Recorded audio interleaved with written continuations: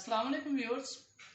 आज हम future continuous tense का पैसिव वॉइस करेंगे और ये 8वां है। इसके बाद एक फ्यूचर परफेक्ट टेंस रह जाता है, तो उसका भी पैसिव वॉइस करेंगे। लेकिन इसका पैसिव वॉइस करने में, जैसे मैंने यहाँ पर एक सेंटेंस लिखा है, he will be flying kite, वो पतंग उड़ा रहा होगा। ये है इसका एक्टिव है, चूंकि इसकी एक्टिव में पहले सब्जेक्ट आया हुआ है ही। जब हम इसका पैसिव वॉइस बनाएंगे तो इसके पैसिव वॉइस बनाने में हम इसका एनालिसिस करेंगे, क्योंकि पैसिव वॉइस में पहले ऑब्जेक्ट आता है। अब इसका जो ऑब्जेक्ट है वह काइट, फिर उसके बाद लगा हुआ है विल बी, बीइंग लगेगा। यही जो विल बी है, ये जो विल बी यहाँ पर दिया हुआ है, ये विल बी जाकर विल बी बीइंग में चेंज हो जाएगा। यहाँ पर फ्लाइंग दिया हुआ है तो इसकी थर्ड फॉर्म फ्लोन लग जाएगी। ये थर्ड फॉर्म है इसकी, थर्ड फॉर्म, ये इसकी थर्ड फॉर्म फ्लोन लग जाएगी। और उसके बाद बाय के बाद जो है हम इसके ये जो ही है इसको चेंज कर देंगे हिम में, ये हिम में चेंज हो जाएगा। और अगर यहाँ आई होता तो उसको हम मी में चेंज कर देंगे। ये पहले लेक्चर्स में मैंने आपको ये बात बताई हुई है। अगर आप पहले लेक्चर देखें पैसिव वॉइस के तो उसमें आपको पता चल जाएगा। अब हमारा जुमला क्या बनेगा उर्दू में, अगर हम जिसको ये जैसे एक्टिव वॉइस है तो इसको जो पैसिव वॉइस में चेंज करेंगे वह पतंग उससे उड़ाई जा रही होगी।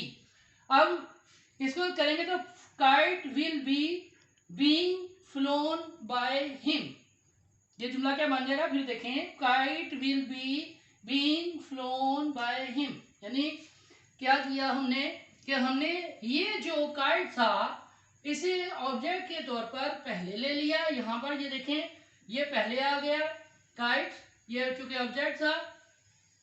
क्योंकि लफ्ज़ पैसिव का मतलब ही यही है कि जिसके के अंदर हम ऑब्जेक्ट को पहले इस्तेमाल करते हैं और उसके बाद इस काइट के सिंगुलर होने की वजह से वाहिद था ये, तो यहाँ पर विल बी आ गया। कंटिन्यूस होने की वजह से यहाँ बीइंग आ गया। Phloem third form by him यहाँ पर आ गया। और अगर हम इसका नेगेटिव करेंगे तो नेगेटिव में आप देखेंगे कि आपके इस विल बी बीइंग के दरमियान विल बी नॉट बीइंग, ठीक। यहां पर जो है ये जो है इसकी पोस्ट में ये जुमला बन जाएगा kite will not be being flown by him. यहां पर ये जुमला बन जाएगा कि पतंग उससे नहीं उड़ाई जा रही होगी। और जब हम इसका इंट्रोगेटिव करेंगे तो इसी के इंट्रोगेटिव को will kite be being flown by him, ये इसका जुमला बन जाएगा। क्या हो जाएगा कि यही जो विल है ये अगर इसके स्टार्ट पर आ जाएगा तो ये इसका इंट्रोगेटिव बन जाएगा। और जब हम विल के बाद नॉट का इस्तेमाल करेंगे, विल के बाद नॉट का इस्तेमाल करेंगे तो वो हमारा जुमला नेगेटिव हो जाएगा। फिर सुन लें कि हमने यहाँ पर एक जुमला हमें मिला, he will be flying kite, वो पतंग उड़ा रहा होगा। तो हमने जब इसका पैसिव किया तो हमारा जुमला बना kite will be being flown by him. और जब हमने इसका नेगेटिव किया तो kite will not be being flown by him.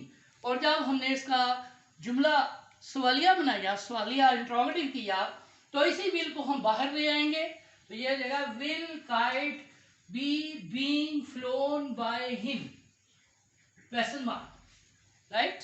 ये बड़ा आसान है सर। क्या करेंगे आप कि इस ऑब्जेक्ट को बाहर लेकर आएंगे, विल बी के बाद बीइंग का इस्तेमाल करेंगे या शैल बी बीइंग या विल बी बीइंग का इस्तेमाल करेंगे। और बाकी इसको थर्ड फॉर्म बनाएंगे, फ्लाई की थर्ड फॉर्म फ्लोन है। और बाकी जुमला बाय लगकर जो है उसकी ऑब्जेक्टिव हालत चेंज हो जाएगी।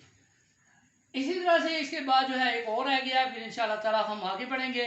इस तरह से चैनल को लाइक, सब्सक्राइब और शेयर करते रहिए।